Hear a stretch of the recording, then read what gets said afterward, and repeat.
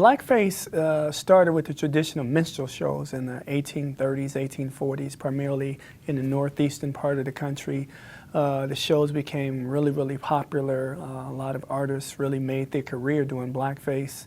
And in the period after the Civil War ended, those shows moved to other parts of the country, primarily to the South and to the Midwest, and those performances took place in a variety of different theaters. And eventually, one of the more famous blackface shows was Jumpin' Jim Crow, is where the name for Jim Crow segregation comes from, a famous minstrel show.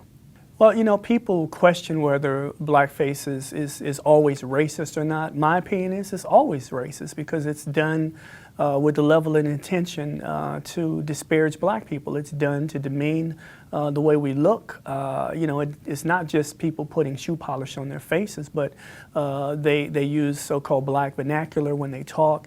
They move their bodies in a very specific way, trying to mock black people. So it's always done to mock black people. And I don't think that you can mock black people without it being racist. When you have the governor of the state of Virginia and the Attorney General of the state of Virginia both being implicated in some way with using blackface. The governor said initially that those photographs we saw, that he was in it, then he said no, it wasn't. Then he admitted that, oh yeah, well, I did use some shoe polish on my face to pretend to be Michael Jackson. And obviously the Attorney General came out and said that he had used blackface.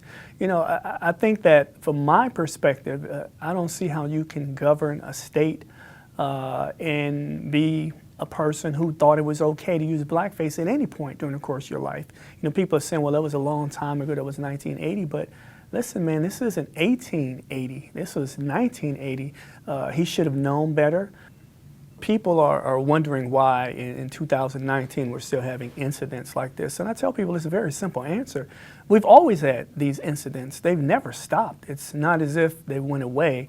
We like to tell ourselves we're in a post-racial America, but practically every year around Halloween I see something on my news feed where there's a party at some college where some white students are dressed up in blackface. So it's part and parcel of the way blacks have been represented in a very ugly way for a very long period of time. It's not something that's easily gotten rid of. I think that there are people that believe that it's not offensive to blacks, or at least they've convinced themselves it's not, so they don't see anything wrong with it. But I tell people that we can expect to continue to see incidents like this because it's part of the mindset that many whites in the country have about blacks, that we should mock them, that they're ugly, that in some way, shape, or form we have this power to bully them into accepting that this is how we see them. Well, America's Black Holocaust Museum has always wanted to talk to people about these very difficult topics. This topic of blackface obviously is something that people want to have conversations about. As we move forward with the museum reopening in a few months, I'm sure that one of the things we'll have is some conversations about this topic and engage people in conversations about why these things are so problematic, why they're still being created to this day.